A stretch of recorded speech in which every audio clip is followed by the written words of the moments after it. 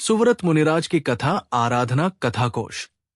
देवों द्वारा जिनके पाव पूजे जाते हैं, उन जिन भगवान को नमस्कार कर सुव्रत मुनिराज की कथा लिखी जाती है। सौराष्ट्र देश की सुंदर नगरी द्वारका में अंतिम नारायण श्री कृष्ण का जन्म हुआ। श्री कृष्ण की कई स्त्रियां थी, पर उन सब में सत्यभामा बड़ी भाग्यवती थी।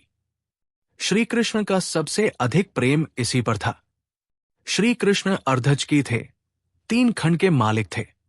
हजारों राजे महारजे इनकी सेवा में सदा उपस्थित रहा करते थे।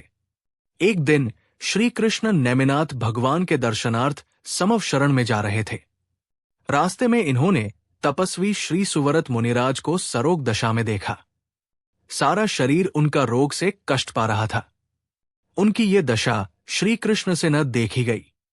धर्म प्रेम से उनका हृदय अस्थिर हो गया। उन्होंने उसी समय एक जीवक नाम के प्रसिद्ध वैद्य को बुलाया और मुनि को दिखलाकर औषधि के लिए पूछा। वैद्य के कहे अनुसार सब श्रावकों के घरों में उन्होंने औषधि मिश्रित लड्डुओं के बनवाने की सूचना करवा दी। थोड़े ही दिनों में इस व्यवस्था से मुनि को आराम हो गया। सारा शरीर फिर पहले सा सुंदर हो गया। इस औषधि दान के प्रभाव से श्री कृष्ण के तीर्थंकर प्रकृति का बंध हुआ। सच है, सुख के कारण सुपात्र दान से संसार में सत्पुरुषों को सभी कुछ प्राप्त होता है। निरोग अवस्था में सुव्रत मुनिराज को एक दिन देखकर श्री कृष्ण बड़े खुश हुए, इसलिए कि उन्हें अपने काम में सफलता प्राप्त हुई। उनसे उन्होंने पूछा, भगवन अब अच्छे तो हैं? उत्तर में मुनिराज ने कहा, राजन, शरीर स्वभाव ही से अपवित्र, नाश होने वाला और क्षण क्षण में अनेक अवस्थाओं को बदलने वाला है। इसमें अच्छा और बुरापन क्या है? पदार्थों का जैसा परिवर्तन स्वभाव है, उसी प्रकार ये कभी निरोग और कभी सरोग हो जाया करता है। हाँ, मुझे न इसके रोगी होने में खेद है और न निरोग होने में हर्ष। मुझे तो अपने आत्मा से काम, जिसे कि मैं प्राप्त करने में लगा हुआ हूं और जो मेरा परम कर्तव्य है। सुव्रत योगिराज की शरीर से इस प्रकार निस्पृहता देखकर श्री कृष्ण को बड़ा आनंद हुआ। उन्होंने मुनि को नमस्कार कर उनकी बड़ी प्रशंसा की।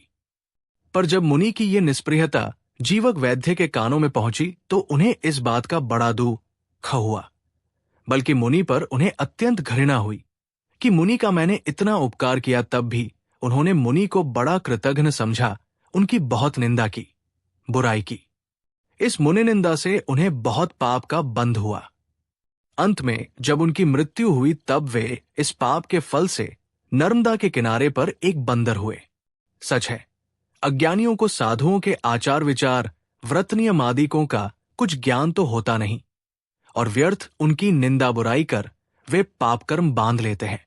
इससे उन्हें दुख उठाना पड़ता है। एक दिन की बात है कि ये जीवक वैद्य का जीव बंदर जिस वृक्ष पर बैठा हुआ था, उसके नीचे यही सुव्रत मुनिराज ध्यान कर रहे थे। इस समय उस वृक्ष की एक टहनी टूटकर मुनि पर गिरी।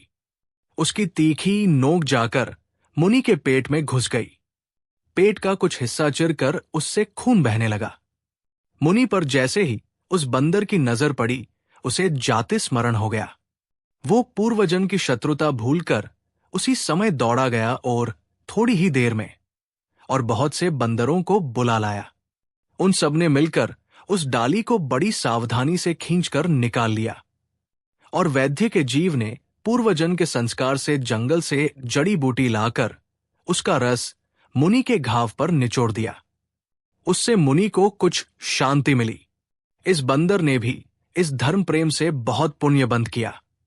सच है, पूर्व जन्मों में जैसा अभ्यास किया जाता है, जैसा पूर्व जन्म का संस्कार होता है, दूसरे जन्मों में भी उसका संस्कार बना रहता है और प्राय जीव वैसा ही कार्य करने लगता है।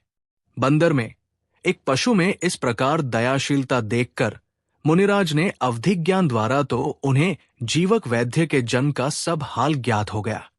उन्होंने तब उसे भव्य समझकर उसके पूर्व जन्म की सब कथा उसे सुनाई और धर्म का उपदेश किया।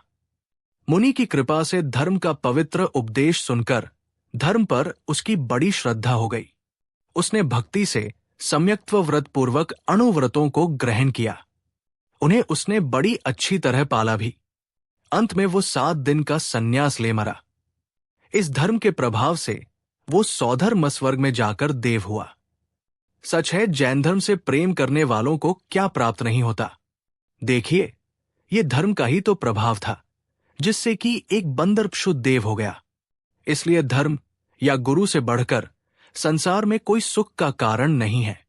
वो जैन धर्म जयलाभ करे, संसार में निरंतर चमकता रहे, जिसके प्रसाद से एक तुच्छ प्राणी भी देव, विद्याधर, चक्रवर्ती आदि महापुरुषों की संपत्ति लाभ कर, उसका सुख भोग कर अंत में मोक्षश्री का अनंत अविनाशी सुख प्राप्त करता है।